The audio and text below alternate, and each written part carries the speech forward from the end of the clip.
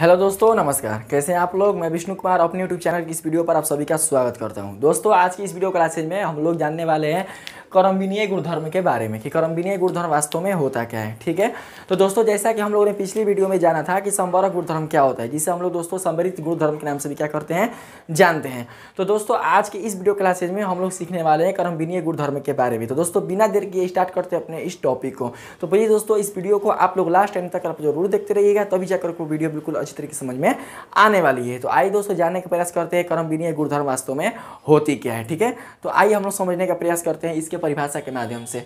तो आप लोग देख सकते हैं कि मैंने यहाँ पर क्रमविनीय गुणधर्म को लेकर परिभाषा लिख दिया है। ये जो परिभाषा है दोस्तों, हो सकता है आपके बुक से अलग होगी या बुक से आपको मैच नहीं करती होगी, क्योंकि दोस्तों आपके बुक में जो भी क्रमविनीय से संबंधित जो भी आपकी परिभाषाएं दी जाती है वो या तो पूर्णांक को लेकर दी जाती है, या तो पूर्ण संख्या को लेकर दी जाती है, या तो परिमेय संख्या को लेकर दी जाती है, या तो अपरिमेय संख्या को लेकर दी जाती है। मतलब इन संख्याओं को प्रॉपर उसके लिए क्या किया जाता है, ये परिभाषा दिया जाता है। लेकिन मैं दोस्तों आपको यहाँ पर ये जो परिभाषा है वो उसके लिए दे रहा हूँ जिसमें आपके इन चारों की चारों संख्या क्या हो जाती है, सम्मिलित हो जाती है। और आप इसके माध्यम से आप अपने बुद्धिमत्ता और अपने कौशल के बल पर क्या कर सकते हैं, आप अपने आप से इन संख्याओं के लिए क्रमविनीय गुणधर्म की परिभाषा दे सकते हैं। तो ये जो परिभाषा है वो कुछ दोस्तों इस प्रकार से है जो आपके सभी संख्याओं के क्रमविनीय गुणधर्म पर क्या हो सकती है, लागू हो सकती है। बस हम लोग इसको समझने का प्रयास करते हैं। ठीक है, तो देखिए दोस्तों यहाँ पर बताया जा रहा है किसी संख्या समूह। ठीक, अब देखिए संख्या समूह आपका दोस्तों कुछ भी हो सकता है, जैसे कि आपका संख्या समूह पूर्ण संख्या का हो सकता है, संख्या समूह पारकित संख्या का हो सकता है, संख्या समूह आपका परिमेय संख्या का हो सकता है, अपरिमेय संख्या का हो सकता है, पूर्णांक संख्या का हो सकता है, कुछ क्या भी हो सकता है। तो यहाँ पर जो संख्या समूह का तात्पर्य है वो आपके एक ऐसा समूह से है जो आपने संख्या लिया है। यानी अगर आपने पूर्ण संख्या का समूह लिया है तो वो जो सदस्य आएंगे वो पूर्ण संख्या समूह के ही सदस्य होंगे। अगर आप परिमेय संख्या के समूह लिए हैं तो जो आपके सदस्य आएंगे क्रमविनीय नियम में वो आपके परिमेय संख्या के ही सदस्य आएंगे। ठीक, तो यहाँ पर मैंने प्रॉपर नहीं लिखा है परिमेय संख्या, पूर्ण संख्या, फिर पूर्णांक संख्या, हमने यहाँ पर लिखा है संख्या समूह। तो आप यहाँ पर संख्या समूह कुछ भी ले सकते हैं, आपको जिसका क्रमविनीय नियम निकालना हो या आपको बताना हो। ठीक, तो किसी संख्या समूह में सम्मिलित, ठीक, अर्थात उसी समूह में सम्मिलित कोई दो संख्याओं के गणितीय। तो देखिए दोस्तों मैंने यहाँ पर एक संख्या समूह ले लिया है पूर्ण संख्या का। किसका लिया है, पूर्ण संख्या का। और इस पूर्ण संख्या समूह में हम कोई दो सदस्य मान के चलते हैं। कौन को ले लेते हैं, मान के चलते हैं हम एक ले लेते हैं -4 और एक ले लेते हैं हम लोग -5। कितना ले लेते हैं, एक -4 और एक -5।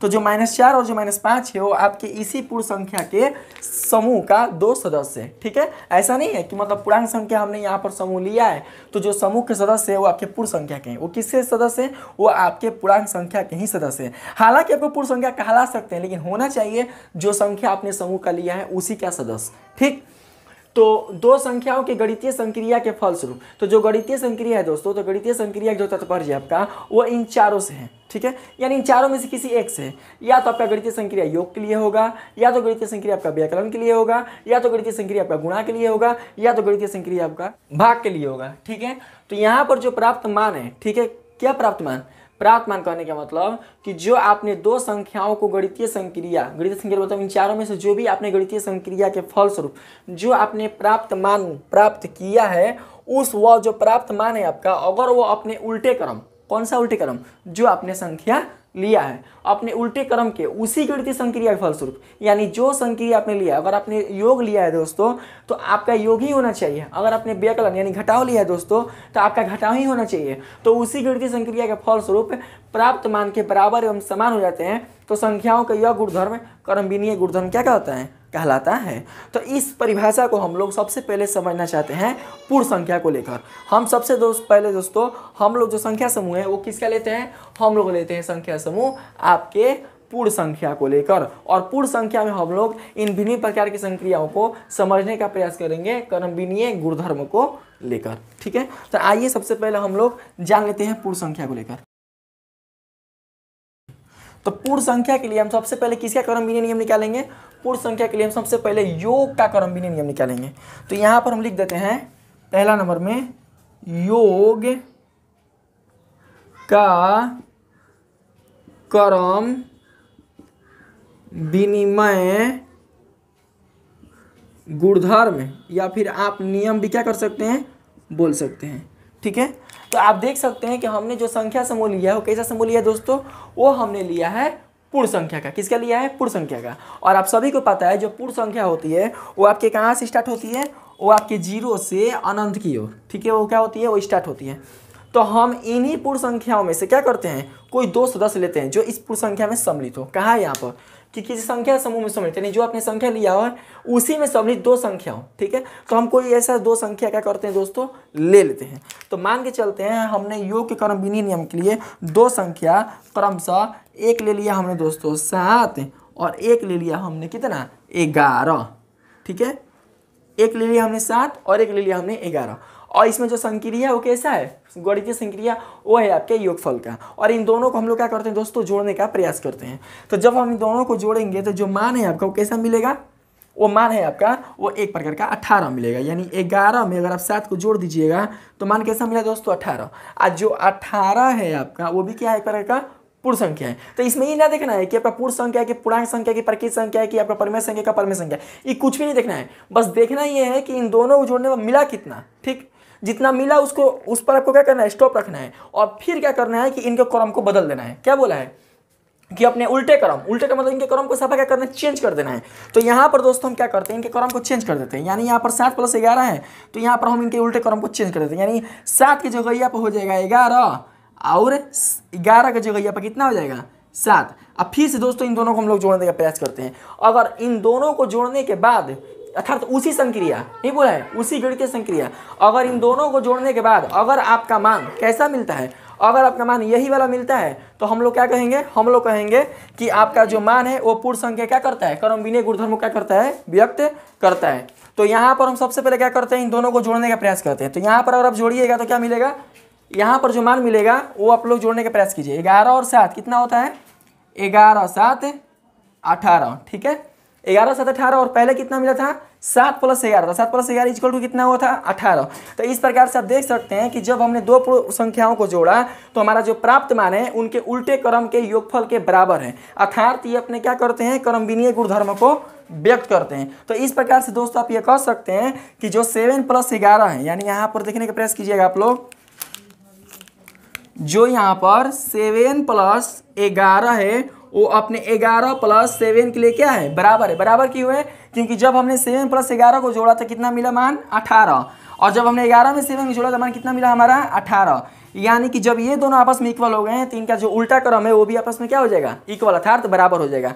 और इस गुणधर्म को हम लोग दोस्तों योग, किसका योग, पूर्ण संख्या के योग का क्रमविनीय नियम कह सकते हैं, या फिर क्रमविनीय गुणधर्म के नाम से क्या कर सकते हैं उसको दोस्तों हम लोग जान सकते हैं। बस क्रमविनीय जो गुणधर्म होता है बस यही होता है। आपको ये बिल्कुल भी नहीं देखना है कि यहाँ पर संख्या कैसा मिला, आपको ये देखना है कि दो संख्याओं, जो आपने संख्या समूह लिया है उन दोनों संख्याओं को जोड़ने के बाद आपको जो संख्या मिला है वो इनके उल्टे क्रम के योगफल के बराबर है कि नहीं है। अगर है तो ये क्रमविनीय गुणधर्म को प्रदर्शित करता है, अगर नहीं है तो ये बिल्कुल भी अपने क्रमविनीय गुणधर्म को प्रदर्शित नहीं करता है, ठीक है। तो इस प्रकार से दोस्तों अगर आप इनका परिभाषा बनाना चाहते हैं तो इसके परिभाषा आप कुछ इस प्रकार से बोल सकते हैं कि जब किसी दो पूर्ण संख्याओं को जोड़ा जाता है और इनका योगफल इनके उल्टे क्रम के योगफल के बराबर प्राप्त होता है तो इसे हम लोग पूर्ण संख्या के क्रमविनीय गुणधर्म के नाम से क्या करते हैं, जानते हैं, या फिर उसे कहते हैं। तो अब हम बात करते हैं दोस्तों पूर्ण संख्या के व्याकलन को लेकर, ठीक है, यानी घटाव को लेकर। तो आप सभी को पता है कि व्याकलन का मतलब होता है घटाव। तो यहाँ पर हम लोग योग को चेंज कर क्या करते हैं, व्याकलन डाल लेते हैं। यानी 2 नंबर में, यानी कि यहाँ पर पहला नंबर हो गया, अब 2 नंबर यहाँ पर हम दोस्तों डाल लेते हैं व्याकलन।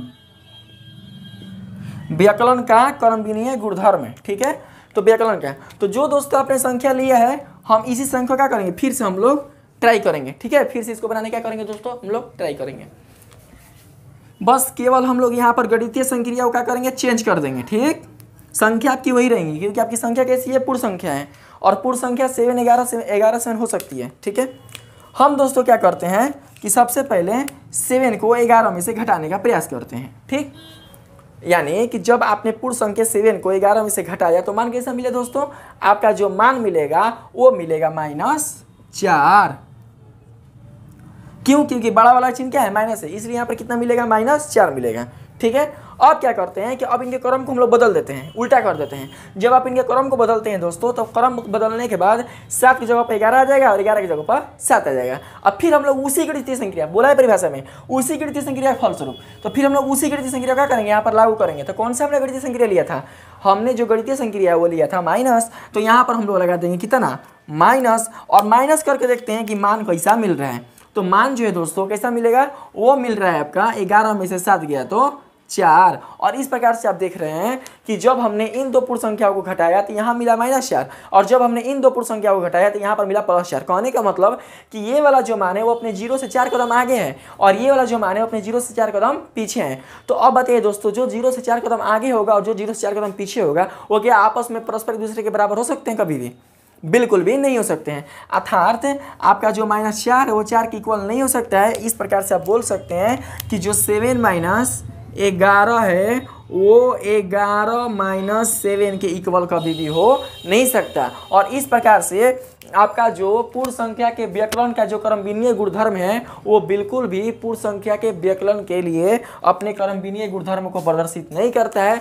क्यों नहीं करता है? क्योंकि इसका जो मान है वो बिल्कुल भी आपस में बराबर नहीं। तो आप बोल सकते हैं कि बिल्कुल भी अपने क्या करता है, अपने व्यकलन के क्रमविनीय गुणधर्म को व्यक्त नहीं करता है। अब हम लोग जानने का प्रयास करते हैं पूर्ण संख्या के तीसरा गणितीय संक्रिया गुणा को लेकर। ठीक, तो यहाँ पर हम लोग व्यकलन को हटाकर क्या करते हैं, यहाँ पर हम लोग गुणा डाल लेते हैं।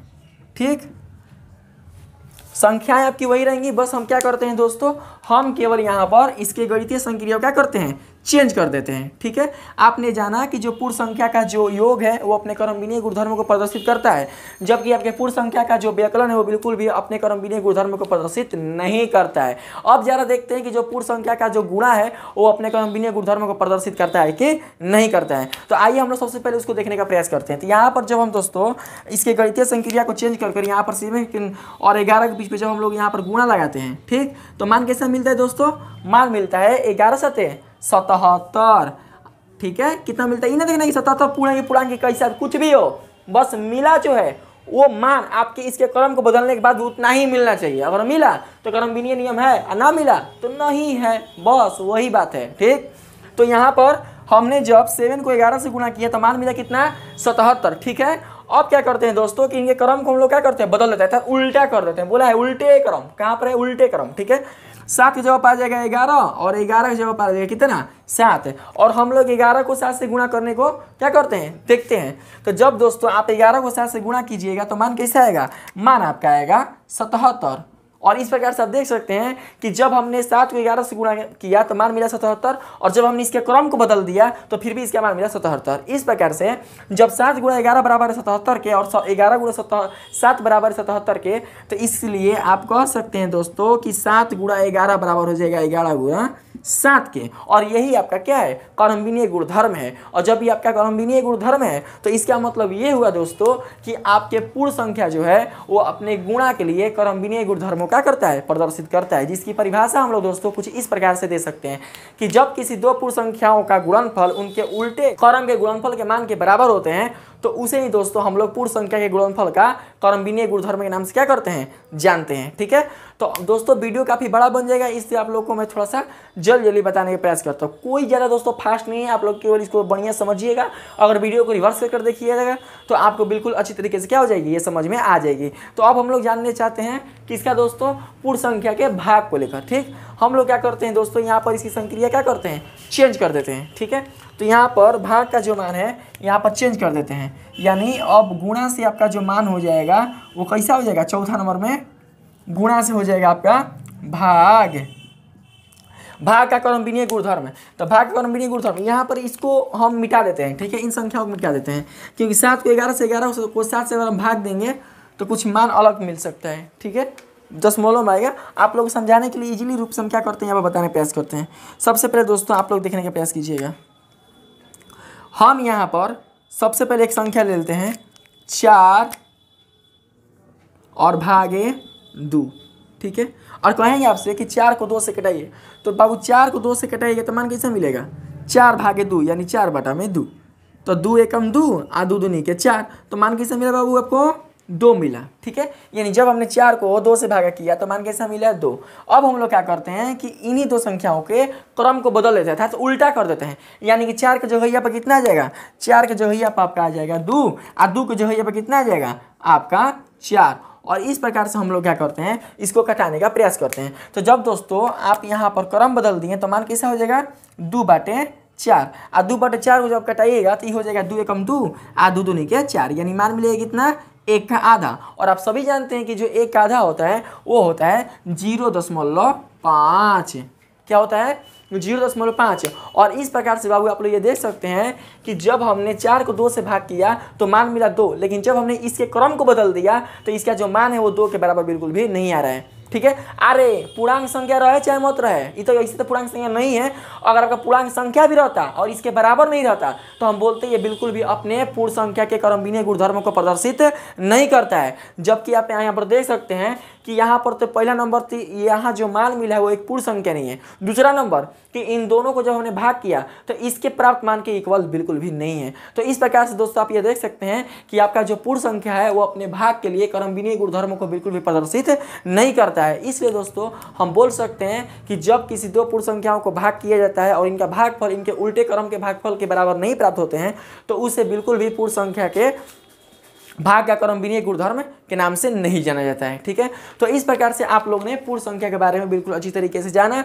अब दोस्तों हम आप लोगों को पूर्णांक संख्या से संबंधित कुछ आपको क्या करते हैं, क्रमबिनीय गुणधर्म को बताने का प्रयास करते हैं। तो आइए हम लोग उसको समझने का प्रयास करते हैं। तो आइए दोस्तों हम लोग जानने का प्रयास करते हैं पूर्णांक संख्या के लेकर योग के क्रमबिनीय गुणधर्म के बारे में। ठीक है, तो आप सभी जानते हैं दोस्तों कि जो पूर्णांक संख्या होती है वो पूर्ण संख्या में सम्मिलित ऋण संख्याओं के परिवार का क्या होती है, एक समूह होती है। तो इसी के माध्यम से क्या करेंगे दोस्तों, हम लोग पूर्णांक संख्या के योग के क्रमबिनीय गुणधर्म को समझने का प्रयास करते हैं। तो दोस्तों आपके सामने मैंने पूर्णांक संख्या ऑलरेडी पहले से ही लिखा हुआ था और हम इन्हीं पूर्णांक संख्याओं के परिवार में से कोई दो ऐसा सदस्य लेते हैं जो क्या हो, वो आपके पूर्णांक संख्या ही हो। तो दोस्तों हम यहाँ पर मान के चलते हैं कि कोई पूर्णांक संख्या आपका कौन हो रहा है, यहाँ पर पूर्णांक संख्या दोस्तों हम लोग ले रहे हैं यहाँ पर -8। ठीक, और -8 को योग निकालना है ना, तो योग निकालना है तो यहाँ पर कर देंगे प्लस। और एक तो दोस्तों हम लोग ले लेते हैं कितना 5, कितना ले लेते हैं 5। इन दोनों को हम लोग जोड़ने का क्या करते हैं दोस्तों, प्रयास करते हैं। तो जब आप जोड़िएगा तो मान कैसा मिलेगा -8 + 5। तो इसका जो मान मिलेगा कुछ इस प्रकार से मिलेगा -8 + 5।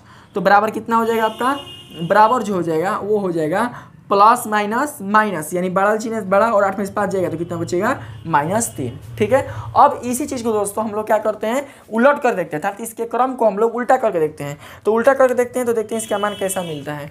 जब हमने इसके क्रम को बदला तो 8 की जगह पर आ जाएगा दोस्तों 5 और 5 की जगह पर आ जाएगा -8। ठीक है, तो 5 प्लस माइनस माइनस और यहाँ पर हो जाएगा 8 और 8 में से 5 को हटाइएगा तो कितना बचेगा, 8 में से 5 को हटाइएगा तो आपका -3 हो जाएगा। ठीक है, तो इस प्रकार से दोस्तों आप क्या देख सकते हैं, इस प्रकार से आप देख सकते हैं कि जब हमने दो पूर्णांक संख्याओं को जोड़ा तो इनका जो योगफल है इनके विपरीत यानी उल्टे क्रम के योगफल के मान के बराबर हैं। और जब ये अपने मान के बराबर हैं तो इसका मतलब ये हुआ कि पूर्णांक संख्या अपने योग के क्रमबिनीय गुणधर्म को क्या करता है, प्रदर्शित कर सकता है। और इस प्रकार से हम बोल सकते हैं कि किसी दो पूर्णांक संख्याओं का योगफल इनके उल्टे विपरीत क्रम के योगफल के बराबर होता है तो इसे पूर्णांक संख्या के योग का क्रमबिनीय गुणधर्म क्या किया जाता है, कहा जाता है। ठीक है, अब दोस्तों हम लोग जानने के प्रयास करते हैं इसके व्याकलन के बारे में। ठीक है, घटाव के बारे में। तो यहाँ पर हम चेंज कर देते हैं योग के बाद दोस्तों हम लोग दूसरा नंबर डाल लेते हैं व्याकलन। क्या डाल लेते हैं दोस्तों, व्याकलन। और व्याकलन में कुछ नहीं, बस केवल क्या होगा दोस्तों, चिन्ह बदल जाएगा। यानी यहाँ पर प्लस था, यहाँ पर प्लस था तो हम क्या करेंगे दोस्तों, केवल यहाँ पर हम लोग माइनस डाल देंगे और देखेंगे मान कैसा मिल रहा है आपका। तो यहाँ पर हो गया माइनस। ठीक है, अब देखिए यहाँ पर माइनस हुआ तो -8 है और यहाँ पर प्लस है ना, तो यहाँ पर कितना हो जाएगा दोस्तों, माइनस। अब यहाँ पर क्या कीजिए, आप इसका सोल्यूशन कीजिए। तो माइनस माइनस प्लस और 8 + 5 कितना होता है 13। तो माइनस प्लस और बड़ा चिन्ह तो लिख देंगे -13। ठीक है, अब इसके दोस्तों हम लोग क्रम को बदलते हैं। तो ऑलरेडी बदला हुआ है, बस हम लोग इसके चिन्ह को बदल देते हैं। किसके लिए, व्याकलन यानी कि घटाव के लिए। तो यहाँ पर हो जाएगा घटाव। ठीक है, तो यहाँ पर देख सकते हैं दोस्तों कि यहाँ पर माइनस है और यहाँ पर माइनस है, और ये जो कोष्ट है आपका वो गुणा काम करता है, तो माइनस माइनस मिलके क्या हो जाएगा, प्लस हो जाएगा। और 8 है तो यहाँ पर 8 उतर जाएगा, और 5 को 8 में जोड़िएगा तो कितना होगा, 8 5 13। इस प्रकार से आप देख सकते हैं कि जब हमने दो पूर्णांक संख्याओं को घटाया तो इनका जो घटावफल है इनके विपरीत यानी उल्टे क्रम के घटावफल के बराबर नहीं है, और इसलिए कह सकते हैं कि जो आपका क्रमविनीय गुणधर्म है वो पूर्णांक संख्या के व्यकलन के गुणधर्म के लिए बिल्कुल भी प्रदर्शित नहीं करता है। ठीक है, तो यही क्या था दोस्तों, आपके पूर्णांक संख्या के व्यकलन के लिए क्रमविनीय गुणधर्म था। अब हम लोग थोड़ा सा जानने का प्रयास करते हैं इसके अगला गणितीय संक्रिया गुणा को लेकर। ठीक है, तो आइए दोस्तों हम लोग सीख लेते हैं इसका जो गुणा है वो क्या है। तीसरा नंबर में किसका कर लेंगे दोस्तों, गुणा। तो यहाँ पर लिख लेते हैं हम लोग गुणा का क्रमविनीय गुणधर्म। तो यहाँ पर केवल दोस्तों क्या करेंगे, हम लोग चिन्ह को चेंज कर देंगे, यानी ये यहाँ पर माइनस है तो यहाँ पर क्या हो जाएगा, गुणा हो जाएगा। यहाँ पर क्या हो जाएगा, गुणा हो जाएगा, और यहाँ पर देखते हैं मान कितना मिलता है। ठीक है दोस्तों, -8 × 5 कहने का मतलब कितना होगा, -8 × 5, और जब आप 8 को 5 से गुणा कीजिएगा तो कितना मान मिलेगा, 8 5 40। तो और प्लस माइनस यहाँ पर हो जाएगा बाबू आपका माइनस। ठीक, अब दोस्तों यहाँ पर देखिएगा आपका यहाँ पर हमने उल्टे क्रम यानी इनके क्रम को हमने क्या किया बाबू, बदल दिया। तो 5 यहाँ पर आ गया और 8 यहाँ पर आ गया, माइनस था ना ऑलरेडी पहले से, तो यहाँ पर हमने लिख दिया -8, और यहाँ पर हम लोग क्या करेंगे, गुणा को लगा देंगे। ठीक, और हम लोग क्या करेंगे दोस्तों, हम लोग यहाँ पर 8 को 5 से गुणा करेंगे, तो 5 गुणा हो जाएगा -8, और जब आप 5 को 8 से गुणा करते हैं तो मान कैसा मिलता है, पानी 8 40 यानी कि -40। तो क्या देखा आपने यह देखा कि जब हम दो पूर्णांक संख्याओं को गुणा किए तो इनका जो गुणनफल है इनके विपरीत यानी उल्टे क्रम के गुणनफल के मान के बराबर है, और इस प्रकार से हम कह सकते हैं कि जो पूर्णांक संख्या है वो अपने गुणा के क्रमविनीय गुणधर्मों क्या करता है, प्रदर्शित करता है। क्यों करता है, क्योंकि इनके पूर्णांक संख्या के दोनों जो गुणनफल है उनका जो मान है इनके विपरीत उल्टे क्रम यानी उल्टे क्रम के गुणनफल के मान के बराबर है। ठीक है, अब दोस्तों हम लोग जानने का प्रयास करते हैं पूर्णांक संख्या के भाग के क्रमविनीय गुणधर्म को। ठीक है, तो आइए हम जरा इनके भाग को देख लेते हैं।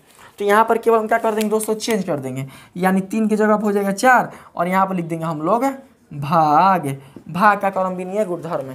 ठीक है, यहाँ पर समझने का प्रयास कीजिएगा दोस्तों। हम लोग एक पूर्णांक संख्या ले लेते हैं, सबसे पहले कितना हम लोग ले लेते हैं, मान चलते हैं यहाँ पर ले लेते हैं -10, अब भाग ले लेते हैं कितना, यहाँ पर 2। ठीक है, और यहाँ पर करते हैं मान, तो कितना मिलेगा दोस्तों, -10 अब बटा कितना हो जाएगा 2, यानी भागा का हो जाएगा बटा और 2 का 2, और 2 को 10 से कटाइए तो कितना मिलेगा आपका मान, आपका जो मान है वो मिल जाएगा -5, 2 5 10, कितना मिला -5। अब क्या करते हैं दोस्तों कि हम इसके हम इसके क्रम को बदल देते हैं, यानी 10 की जगह पर आ जाएगा 2, सॉरी इसको दूसरा कलर से आप लोग को बता देते हैं, 10 की जगह पर क्या आ जाएगा 2 अब भागे, और यहाँ पर आ जाएगा -10, तो इसका मान कैसा होगा दोस्तों, 2/10 अब माइनस, यानी कि माइनस है तो यहाँ पर माइनस लिख देंगे। तो इसको दोस्तों क्या करेंगे, हम लोग कटाने का प्रयास करेंगे, 2 एकम 2 और 2 5 10, तो मान कैसे मिलेगा, -1/5, कितना मिला, -1/5। तो इस प्रकार से दोस्तों आप देख सकते हैं कि जब हमने दो पूर्णांक संख्याओं को भाग किया तो इनका जो भागफल है इनके उल्टे क्रम के भागफल के मान के बराबर बिल्कुल भी नहीं है, और इसलिए दोस्तों हम यह कह सकते हैं कि पूर्णांक संख्या जो है वो अपने भाग के लिए बिल्कुल भी क्रमविनीय गुणधर्म को प्रदर्शित नहीं करता है। इस प्रकार से दोस्तों आप पूर्ण और पूर्णांक संख्या से संबंधित चारों गणितीय संक्रियाओं के बारे में क्या कर चुके हैं, आप क्रमविनीय गुणधर्म के बारे में आप जान चुके हैं। ठीक है, अब दोस्तों हम लोग जरा जानने वाले हैं परिमेय संख्या के क्रमविनीय गुणधर्म के बारे में। तो आइए हम लोग बिना देर किए सबसे पहले समझ लेते हैं परिमेय संख्या के क्रमविनीय गुणधर्म के बारे में इन संक्रियाओं को लेकर। तो यहाँ पर आप देख सकते हैं दोस्तों कि मैंने यहाँ पर चेंज कर क्या कर दिया है, परिमेय संख्या, और जो भी हम गणितीय संक्रिया करेंगे अब किसके लिए करेंगे, हम लोग परिमेय संख्या के लिए ही करेंगे। और आप सभी को पता है दोस्तों कि जो परिमेय संख्या होती है उसको P/Q के रूप में निरूपित किया जा सकता है, जहाँ Q का जो मान होता है बिल्कुल भी शून्य के बराबर नहीं रहता है, उसे दोस्तों हम लोग क्या बोलते हैं, परिमेय संख्या के नाम से जानते हैं। ठीक है। तो आइए सबसे पहले हम लोग परिमेय संख्या के योग के क्रमविनीय गुणधर्मों को जानने क्या करते हैं, हम लोग प्रयास करते हैं। ठीक है, तो यहाँ पर सबसे पहले दोस्तों हम लोग कोई परिमेय संख्या लेते हैं। वैसे तो आपके जितने भी पूर्णांक संख्याएं हैं वो सारे के सारे आपका परिमेय संख्याएं हैं। क्यों? क्योंकि इन सब के नीचे एक छिपा हुआ है जो अपने p बटा q के रूप में क्या करते हैं, निरूपित होते हैं। लेकिन आप लोगों को बिल्कुल अच्छी तरीके से बताने के लिए मैं कोई ऐसा दो संख्या लेता हूँ दोस्तों जो परिपूर्ण रूप से अपने परिमेय संख्या गुण को क्या करता हो, प्रदर्शित करता हो। तो यहाँ पर दोस्तों हम मान के चलते हैं दो परिमेय संख्या ले लेते हैं दोस्तों। यहाँ पर पहला ले लेते हैं 3/4, ठीक है, योग है ना, योग, तो यहाँ पर कर देते हैं योग। दूसरा ले लेते हैं -2 चाहे ले लेते हैं यहाँ पर 5/8। इन दोनों को जोड़ने का प्रयास करते हैं क्योंकि दोनों क्या है, आपके परिमेय संख्या है। तो जब दोनों को जोड़ेंगे तो क्या होगा दोस्तों, 4 और 8 का लसा कितना होता है, 8। ठीक है, चाहे आप सबसे पहले ऐसे भी कर सकते हैं। ठीक है, पहले आप तोड़ दीजिए, 3/4 प्लस माइनस कितना हो जाएगा बाबू, माइनस, और यहाँ पर हो जाएगा 5/8। ठीक है, और फिर हम लोग क्या करेंगे, इसको और आगे बढ़ाएंगे तो 4/8 का जो मान होगा लसा वो कितना होगा, 4/8 का लसा वो हो जाएगा 8। 4 दूनी 8, 3 दूनी के कितना हो जाएगा 6, माइनस 8 कट गया तो 1 हुआ, 5 को 1 से गुणा करेंगे तो कितना आएगा, 5 आएगा। ठीक है, तो इसका मान कितना मिल जाएगा बाबू आपका, 6 में से 5 को घटाइएगा तो कितना मिलेगा, 1। 6 क्या है, बड़ा है ना। अब बटा में कितना हो जाएगा, 1/8। तो इस प्रकार से आप देख सकते हैं कि जब हमने दो परिमेय संख्याओं को जोड़ा तो मान हमारा इस प्रकार से मिला। बस इसी को बाबू हम लोग क्या करेंगे, अब इसके क्रम को हम लोग बदल देंगे, यानी उल्टा कर देंगे। तो आइए हम लोग जरा इसको उल्टा करके देखने का प्रयास करते हैं कि इसका मान इतना मिलता है कि नहीं, इतना मिल जाएगा। तो हम लोग बोलेंगे कि यह परिमेय संख्या अपने योग के क्रमविनीय गुणधर्मों को प्रदर्शित करता है। अगर नहीं मिलेगा तो दोस्तों बोलेंगे कि जो परिमेय संख्या है वो अपने योग के क्रमविनीय गुणधर्मों को बिल्कुल भी प्रदर्शित नहीं करता है। तो आइए हम लोग इसको क्रम को बदल कर देखने का प्रयास करते हैं कि इसका मान इतना के बराबर आ रहा है कि नहीं आ रहा है। तो देख सकते हैं यहाँ पर हम यहाँ पर क्या करते हैं दोस्तों, 3/4 की जगह पर लिखते हैं -5/8। ठीक है, और प्लस है ना, योग निकालना है ना, अब प्लस 3/4। ठीक है, तो मान कुछ कैसा मिलेगा, 4 और 8 का लसा कितना होता है बाबू, 4 और 8 का लसा यही होता है, 8 होता है। ठीक है, 8 खत्म, तो 1 और 1 को 5 से गुणा करेंगे तो -5, प्लस है तो प्लस लिखेंगे यहाँ पर। ठीक है, 4 दूनी 8 और 3 दूनी 6। इसे तो आप लोग पते होगा, सिखाना को जरूरी नहीं है। ठीक, तो अब इसके आगे चल दोस्तों क्या करते हैं, संक्रिया करते हैं। तो -5 आप प्लस कितना है 6, तो प्लस माइनस कितना होता है, माइनस। लेकिन संख्या का चाहिए, बड़ा है ना, तो उसके चिन्ह को क्या करेंगे हम लोग, रखेंगे। तो बड़ा वाला चिन्ह क्या है, बड़ा वाली संख्या का जो चिन्ह क्या है, प्लस है, तो लिखेंगे 1। 6 में से 5 जगह तो 1, अब बटा में 8। और देख सकते हैं दोस्तों कि जब हमने इसके क्रम को भी बदला तो इसका जो मान है वो इस वाले दोनों परिमेय संख्याओं के योगफल के बराबर है। और इस प्रकार से कह सकते हैं कि जो परिमेय संख्या है आपका वो अपने योग के क्रमविनीय गुणधर्मों को बिल्कुल प्रदर्शित करता है। ठीक है, तो आप इसको बिल्कुल अच्छी तरीके से क्या कर सकते हैं दोस्तों, समझ सकते हैं। अब हम लोग परिमेय संख्या के व्याकलन के बारे में जानते हैं कि इनका जो व्याकलन है वो आपके क्रमविनीय गुणधर्म के लिए सत्य है अथवा फिर नहीं है। तो आइए हम लोग इसको सीखने का प्रयास करते हैं। व्याकलन का क्रमविनीय गुणधर्म, ठीक है, तो कुछ नहीं बाबू, कुछ भी नहीं करना है, बस दोस्तों आपको यहाँ पर इनके संक्रिया को चेंज कर देना है। यानी पहले हमारी संक्रिया थी योग के लिए, अब हमारी संक्रिया किसके लिए हो जाएगी, घटाव के लिए। यानी हम यहाँ पर क्या करेंगे, घटाव का चिन्ह लगा देंगे। ठीक है, आपको समझ में नहीं आ रहा है तो यहाँ से हम मिटा देते हैं, फिर से आप लोग बताते चलेंगे, ठीक ना, किस किस से होगा।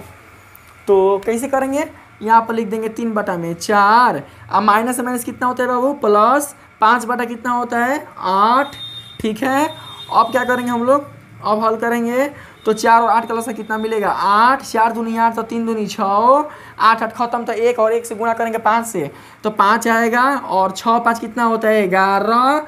अब बटा में कितना आ जाएगा आपका 8। यानी जब आपने इन दो परिमेय संख्याओं को घटाया तो मान कितना मिलेगा दोस्तों, मान मिला आपका 11/8। ठीक है, अब हम लोग दोस्तों क्या करते हैं, इनके क्रम को बदल देते हैं। तो क्रम जो है इनका ऑलरेडी पहले से बदला हुआ है, बस हम इनके क्या करते हैं, गणितीय चिन्ह को बदल देते हैं। तो यहाँ प्लस था तो यहाँ दोस्तों हम लोग क्या कर देते हैं, माइनस। अब हम लोग इसको समझने क्या करते हैं, अच्छी तरीके से प्रयास करते हैं। तो इसका जो मान होगा कुछ इस प्रकार से मिलेगा, 8 और 4 का लसा दोस्तों निकालिएगा तो 8 मिलेगा, 8 कट जाएगा तो 1 को -5 से गुणा करेंगे तो -5। ठीक है, माइनस है तो यहाँ पर माइनस डाल देंगे। 4 है तो 4 को 8 से घटा देंगे तो 2। अब 3 दूनी कितना हो जाएगा, यहाँ पर 6 हो जाएगा। ठीक है, अब दोस्तों क्या करेंगे हम लोग, यहाँ पर देखेंगे कि ये भी माइनस है और ये भी माइनस है। अब माइनस माइनस होता है प्लस, तो 6 5 कितना हो गया 11, ठीक है। अब बटन कितना हो गया 8। दोनों में से किसका चिन्ह बड़ा है 6 का ना, तो यहाँ पर जब 6 बड़ा है तो इसके चिन्ह को क्या करेंगे लिख देंगे -11 बटा में 8। अब दोस्तों आप देखिएगा यहाँ पर कि जब हमने दो परिमेय संख्याओं को यहाँ पर लिया तो मान मिला 11/8, लेकिन जब हमने इन्हीं दो परिमेय संख्याओं के क्रम को बदल दिया अर्थात उल्टा कर दिया तो इनका जो व्यकलन का मान है वो मिल रहा है -11/8। तो इस प्रकार से दोस्तों आप कह सकते हैं कि ये जो मान है आपका वो अपने बिल्कुल भी उल्टे क्रम के मान के बराबर नहीं है। और जब ये अपने उल्टे क्रम के मान के बराबर नहीं है तो बोल सकते हैं कि जो परिमेय संख्या है आपका वो बिल्कुल भी अपने व्यकलन के लिए क्रमविनीय गुणधर्म को प्रदर्शित नहीं करता है। कौन करता है दोस्तों, इसका जो योग है वो क्या करता है प्रदर्शित करता है, व्यकलन बिल्कुल भी प्रदर्शित नहीं करता है। अब हम लोग जानने का प्रयास करते हैं इसके गुणा के बारे में, ठीक है। थर्ड जो आपका है वो क्या है गुणा है, इसको समझ लीजिएगा आप लोग। एक है ना आपका परिमेय संख्या 3/4, एक हम लोग ले लेते हैं गुणा में 16 आपको ले लेते हैं 27, ठीक है। 3 × 4 गुणा में 16/27। चाहे तो दोस्तों आप इसको ऐसे भी कर सकते हैं माइनस डाल के, ठीक है। माइनस डाल के तो मान किससे मिल जाएगा बाबू 3/4 गुणा, ठीक है। अब देखिए माइनस है ना तो इसको माइनस से कर देंगे, आई कितना हो जाएगा 16, अब बटा में हो जाएगा 27। आप लोग बुरा मत मानेंगे कि बाबू बोल रहे हैं, बाबू उसको बोल रहे हैं, ये मतलब जो आप जो बता रहे हैं ये वाला चीज़ ये छोटे क्लास के बच्चों के लिए भी, जैसे 7 8 का बच्चा हो गया ना वो भी इसको क्या कर सकता है सीख सकता है, इसलिए हम उन लोग को बाबू बोल रहे हैं, ठीक है। तो 4 को 16 से जब आप भाग दीजिएगा तो क्या आएगा 4 चौके 16 4, और 3 को 27 से भाग देंगे कितना आएगा 3 9 27। अब मान कैसा मिला दोस्तों, मान मिला हमारा आपका यहाँ पर -4/9। अब हम लोग क्या करते हैं इसके क्रम को बदल देते हैं। तो देखिए दोस्तों इसके क्रम को हम लोग बदल देते हैं कुछ इस प्रकार से, यानी कि 3/4 की जगह पर आ जाएगा -16/27, ठीक है। गुणा में हो जाएगा 3/4, तो यहाँ पर दोस्तों हो जाएगा -16/27, गुणा में हो जाएगा आपका 3/4, कटा देंगे 4 चौके 16 3 9 27, तो मान कैसा मिला बाबू -4/9। और आप यह देख सकते हैं कि जो आपका परिमेय संख्या है वो अपने गुणनफल के मान के लिए क्या है बराबर है, अर्थात जब हमने दो परिमेय संख्याओं को गुणा किया तो इनका जो गुणनफल है अपने उल्टे क्रम के गुणनफल के मान के बराबर है। और जब यह बराबर है तो कह सकते हैं कि दो परिमेय संख्याओं का गुणनफल अपने उल्टे क्रम के गुणनफल के मान के बराबर है, इसलिए यह अपने क्रमविनीय गुणधर्म को गुणा के लिए क्या करता है व्यक्त करता है, ठीक है। तो इस प्रकार से दोस्तों आपने जाना कि दो परिमेय संख्या जो होते हैं वो अपने गुणनफल के लिए क्रमविनीय गुणधर्म को प्रदर्शित करते हैं। जरा अब हम लोग जानने का प्रयास करते हैं इसके भाग के लिए परिमेय संख्या का, ठीक है। तो आइए हम लोग इसको भाग को समझने का प्रयास करते हैं। 3/4 भागे आपका हो जाएगा 2/7, ठीक है ना। 3/4 भागे 2/7, इसको दोस्तों हम लोग हल करते हैं। तो हल करेंगे तो क्या मिलेगा 3/4 भागा है तो गुणा, आपको पता है दोस्तों कि ऊपर चला जाएगा आइए नीचे चला आएगा 7/2, देखेंगे कटेगा तो कटाएंगे, नहीं कटेगा तो छोड़ देंगे। तो 7 के 21 और 4 दूनी के 8, यानी कितना मिला इसका मान 21/8। अब आइए दोस्तों इसके हम क्रम को क्या करते हैं बदल देते हैं, क्रम को बदल कर देखने का प्रयास करते हैं। यहाँ पर 3/4 की जगह पर आ जाएगा 2/7 और भागे यहाँ पर हो जाएगा 3/4। अब बराबर में यहाँ पर हो जाएगा 2/7, भागा है तो हो जाएगा गुणा में 4 ऊपर चला जाएगा और 3 नीचे चला आएगा, ठीक है। कटेगा दोस्तों तो कटा दीजिए, नहीं कटेगा तो 4 दूनी के 8 है और 7 के 21। अरे बाप ये तो मिल ही नहीं रहा है तनिको, यानी कि जब हमने इन दो परिमेय संख्याओं को भागफल किया तो भागफल हमारा क्या मिला 21/8, और जब हमने इनके उल्टे क्रम को क्या किया भाग दिया तो इनका जो भागफल मिला वो इसके क्या मिला साफा उल्टा मिल गया। यानी अगर ये 21/8 है तो मिल रहा है 8/21, जो बिल्कुल भी अपने समान रूप को प्रदर्शित नहीं कर रहे हैं। और इस प्रकार से दोस्तों कह सकते हैं कि किसी दो परिमेय संख्याओं के भाग के लिए आपका जो क्रमविनीय गुणधर्म है वो बिल्कुल भी प्रदर्शित नहीं करता है, ठीक है। तो आइए अब हम लोग झट से किसके बारे में जानने वाले हैं, हम लोग अपरिमेय संख्या के बारे में देख सकते हैं दोस्तों। अब हम लोग जो लास्ट जो हमारा संख्या वो कौन है अपरिमेय संख्या, ठीक है। अब हम लोग जो क्रमविनीय गुणधर्म है अपरिमेय संख्या के लेकर क्या करेंगे जानेंगे जानेंगे योग संक्रिया को लेकर। तो सबसे पहले दोस्तों हम लोग क्या करते हैं, दो ठो अपरिमेय संख्या ले लेते हैं। और आप सभी को पता है कि जो अपरिमेय संख्या होती है उनका कभी भी एक पूर्ण वर्गमूल प्राप्त नहीं होता। जो अपूर्ण वर्गमूल होते हैं उन्हीं को दोस्तों हम लोग अपरिमेय संख्या के नाम से क्या करते हैं, जानते हैं, जिसे भी प्रायोगिक रूप में बिल्कुल भी प्रदर्शित नहीं किया जा सकता है। तो यहाँ पर दोस्तों हम लोग आपको समझाने के लिए क्या करते हैं, दो अपरिमेय संख्या ले लेते हैं। मान चलते हैं एक ठो अपरिमेय संख्या है आपका √3, ठीक है, और एक ठो अपरिमेय संख्या है आपका √5, ठीक है। एक √3 है और एक √5 है, और इसको दोस्तों हम लोग जोड़ने का प्रयास करते हैं। तो √3 या प्लस √5 कितना मिलता है मान इसका मान मिल जाएगा उतने √3 या प्लस √5, ठीक है। अब इसके मान को हम लोग बदल देते हैं। √3 जो क्या करते हैं हम लोग, सॉरी दूसरा कलर से बताते हैं आप लोग को, ज़्यादा समझ में आएगा, ठीक है। √3 जो क्या करते हैं दोस्तों, √5 रख देते हैं, और √5 पे जो क्या करते हैं, √3 रख देते हैं। अब इसको दोनों को जोड़ते हैं तो मान कितना मिलेगा, मान आपको वही मिलेगा, यानी √5 प्लस √3, ठीक है। तो आप क्या करते हैं, आप यहाँ पर ये देखते हैं कि इन दो अपरिमेय संख्याओं का जो योगफल है अपने उल्टे क्रम के योगफल के मान के बराबर है। अब आपको एक का कैसे बराबर है, या √3 प्लस √5 है या √5 प्लस √3 है, तो भैया कोई प्रॉब्लम नहीं है। आप यहाँ पर हम देखिए दोस्तों, यहाँ पर अगर 5 को 3 में जोड़िएगा या 3 को 5 में जोड़िएगा तो मान का आपको अलग अलग मिलेगा, नहीं मिलेगा। 5 को 3 में जोड़िएगा तो 8 मिलेगा, और 3 को 5 में जोड़िएगा तो क्या मिलेगा, 8 मिलेगा। उसी प्रकार से दोस्तों अगर आपने √3 को √5 में जोड़ा या √5 को √3 में जोड़ा तो मान एक दूसरे के इक्वल ही मिलेगा। इसलिए बोल सकते हैं कि इन दो अपरिमेय संख्याओं का जो योगफल है अपने उल्टे क्रम के योगफल के मान के बराबर है, ठीक है। अगर अभी समझ में नहीं आ रहा है आपको तो रुकिए, आपको अगला एग्जाम्पल समझाने का प्रयास करते हैं, ठीक है। रुकिए घबराइए मत, ठीक है। बहुत सारे स्टूडेंट को समझ में आता होगा, लेकिन कुछ बच्चे ऐसे होंगे जिनको समझ से बाहर होता होगा, समझने में प्रॉब्लम होती होगी। आइए समझाने का प्रयास करते हैं। मान के चलते दोस्तों हम यहाँ पर ले लेते हैं 2√2, आगे को ले लेते हैं √2, ठीक है। इन दोनों को जोड़ते हैं तो कैसा मिलेगा, 2√2 आएगा √2, टोटल कितना होगा, 3√2, ठीक है।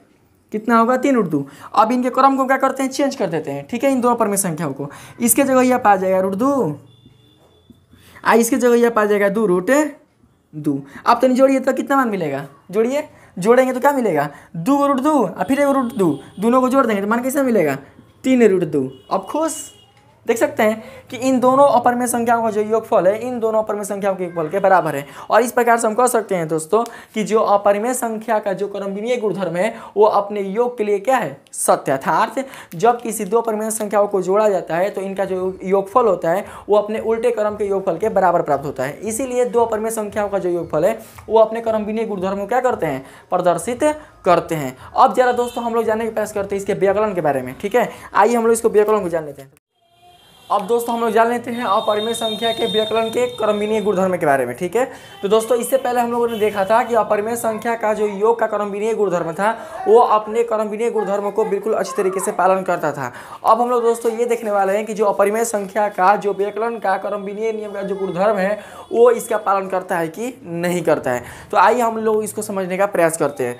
तो दोस्तों हम यहाँ पर मान के चलते हैं, दो ठो संख्या ले लेते हैं अपरिमेय संख्या, और इनके हम लोग व्याकरण के बारे में जानने का प्रयास करते हैं कि यह क्रमविनीय गुणधर्म के लिए सत्य है या फिर नहीं है। तो दोस्तों मैं यहाँ पर सबसे पहले एक लेना चाहता हूँ, यहाँ पर संख्या √5, ठीक है, √5 लेना चाहता हूँ।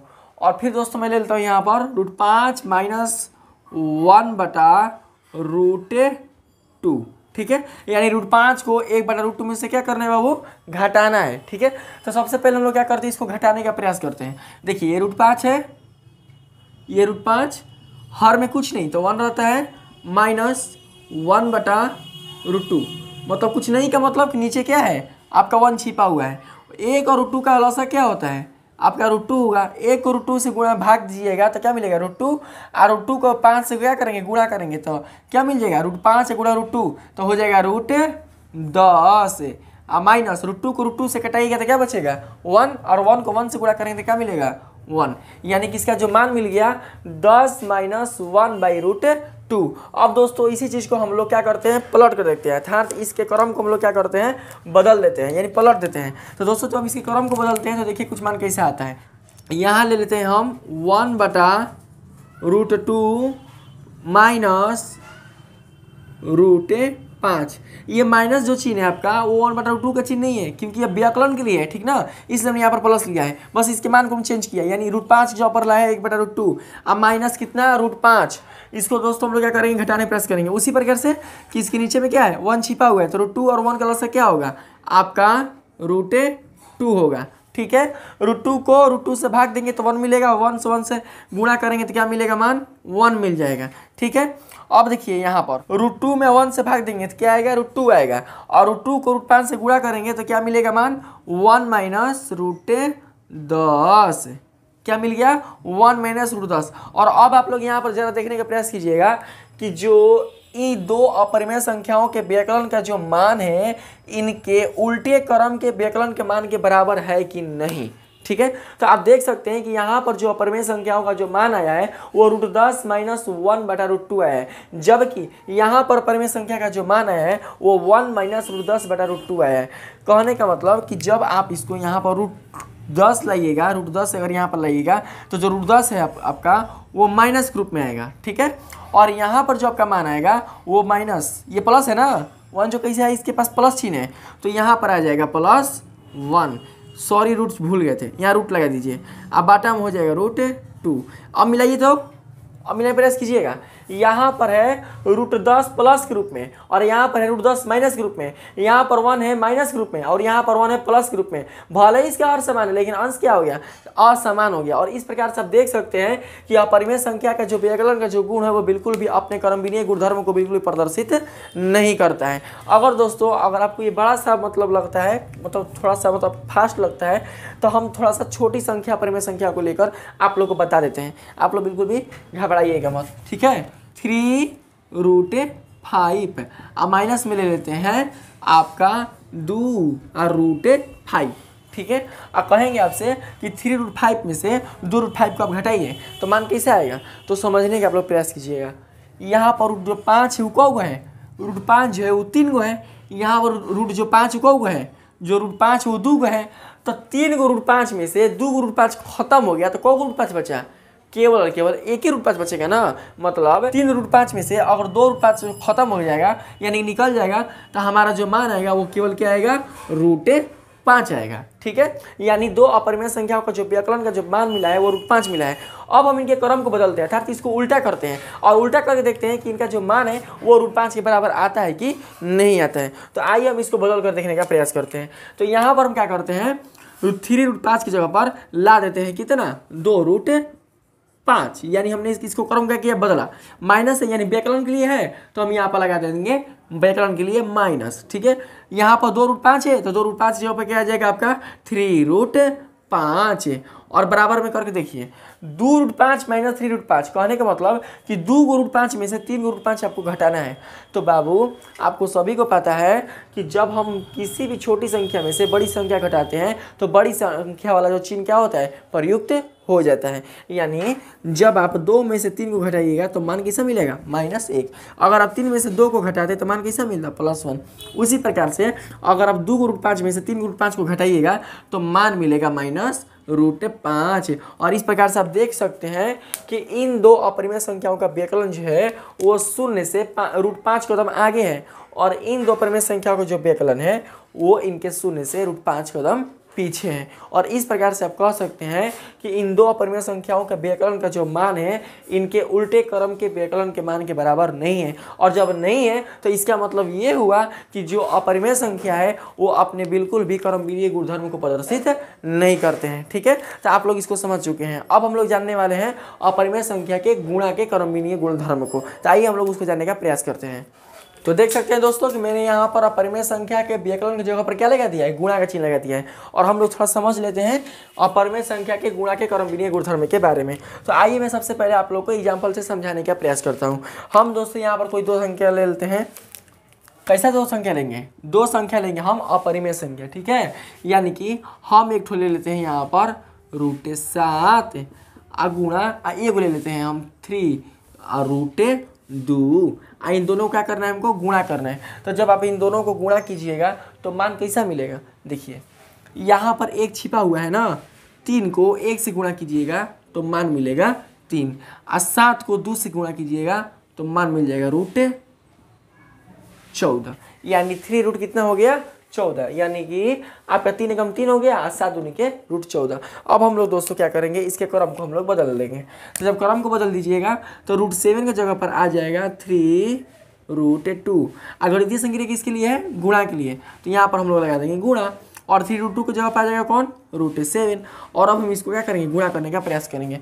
तो वही चीज़ होगा, 3 रूट 2 को रूट 7 से गुणा कीजिएगा तो रूट 2 और रूट 7 मिलकर कितना हो जाएगा 3 रूट 14, यानी कि आपके दो अपरिमेय संख्याओं के गुणनफल का जो मान है इनके उल्टे क्रम के गुणनफल के मान के बराबर है। और क्रमविनीय गुणधर्म भी यही कहता है कि जब भी कोई दो संख्याएं अपने गणितीय संक्रिया के फलस्वरूप उनका जो प्राप्त मान है इनके उल्टे क्रम के गणितीय संक्रिया के फलस्वरूप मान के क्या हो जाते हैं, बराबर हो जाते हैं, तो उसी को हम लोग क्रमविनीय गुणधर्म के नाम से क्या करते हैं, जानते हैं। आप दूसरा एग्जाम्पल से भी क्या कर सकते हैं, समझ सकते हैं। हम यहाँ पर दूसरा एग्जाम्पल ले लेते हैं, आप लोग समझने का प्रयास कीजिएगा। हम यहाँ पर एक ले लेते हैं रूट 5 और एक ले लेते हैं रूट 5। और आप सभी को पता है कि जब हम रूट 5 से गुणा करते हैं तो मान आता है रूट 25, यानी कि रूट 25। और रूट 25 का जो वर्गमूल होता है वो कितना होता है, वो 5 होता है। तो यहाँ पर हमने 5 उतारा। अब हम इसके क्रम को बदलते हैं। तो बाबू क्रम को बदलिए, क्या करेंगे, क्रम को बदलिएगा तो जो क्रम है वो कुछ ऐसा ही ना होगा, यानी रूट 5 जब रूट 5 है, रूट 5 जब रूट 5 है, तो रूट 5 गुणे रूट 5 यानी कि 5 25, और 25 का वर्गमूल कितना आ जाएगा, 5 आ जाएगा। ठीक है, तो आप देख सकते हैं कि जब हमने दो समान अपरिमेय संख्याओं को गुणा किया तो इनका जो प्राप्त मान है इनके उल्टे क्रम के प्राप्त मान के बराबर है। और इस प्रकार से आप कह सकते हैं कि जो अपरिमेय संख्या के जो गुणा की जो संक्रिया है वो इसके क्रमविनीय गुणधर्म को दो संख्याओं के लिए क्या करती है, प्रदर्शित करती है। तो ये था आपका अपरिमेय संख्या के गुणा का क्रमविनीय गुणधर्म। अब हम लोग जानने वाले हैं अपरिमेय संख्या के भाग के क्रमविनीय गुणधर्म के बारे में। तो आइए हम इसके भाग को क्या करते हैं। अच्छा दोस्तों, मैंने यहाँ पर चौथा जो गुणधर्म है वो किसके लिए लिखा है, वो लिखा है मैंने अपरिमेय संख्या के भाग का क्रमविनीय गुणधर्म के लिए। तो अब हम लोग किसके लिए समझेंगे, भाग के लिए समझेंगे। तो आइए हम लोग भाग को समझने का प्रयास करते हैं। इसके लिए हमको दो अपरिमेय संख्या लेना होगा।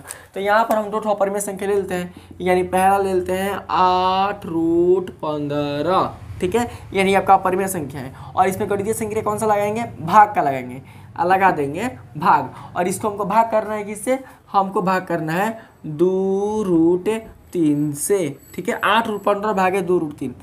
तो इसका मतलब क्या हुआ, इसका मतलब हुआ कि हम अंश में लिखेंगे 8 रूट 15 और इसके हर में लिखेंगे 2 रूट 3।